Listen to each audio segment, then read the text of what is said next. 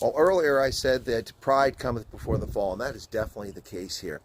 So, folks, just a mere 4 hours ago, President Cyril Ramaphosa took a very measured and diplomatic approach regarding Secretary of State Marco Rubio's Substack statement about South Africa and the G20. It was very measured. It's pretty good. If he behaved like this throughout the year, then America probably wouldn't have a problem with Ramaphosa in many respects.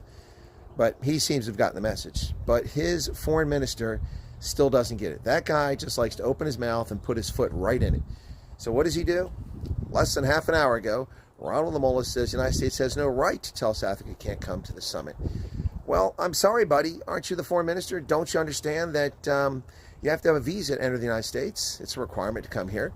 And they can deny you a visa. So they do have every right. As you like to say, South Africa is a sovereign nation, but so is the United States.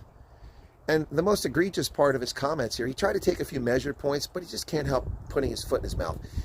But the most egregious part of what Lamola had to say was that he falsely claimed that it is on record that the United States chose not to attend the meetings throughout the year.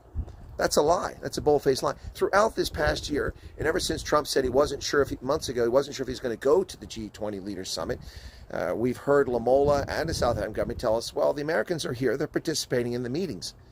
And now he's lying and telling you that they didn't attend the meetings. Really?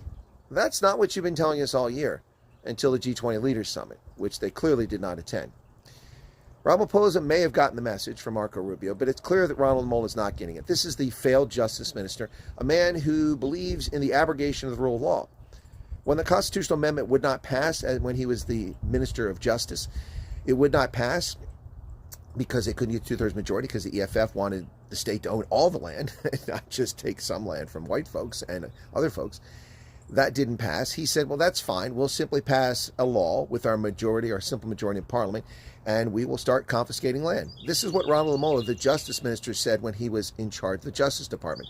Now, the failed justice minister, who didn't prosecute sufficient numbers of criminal cases against rapists, murderers, pedos, thieves, robbers, and all sorts of nasty actors, now he is the foreign minister, and he's doing an even worse job as foreign minister. The guy doesn't know when to shut his mouth. And this guy is probably going to be the first casualty of this situation. The first political casualty, the first domino to fall will be Ronald Lamola. This guy really doesn't get it. I mean, is he intentionally obnoxious or is he just dumb? You decide, South Africa. Cheers.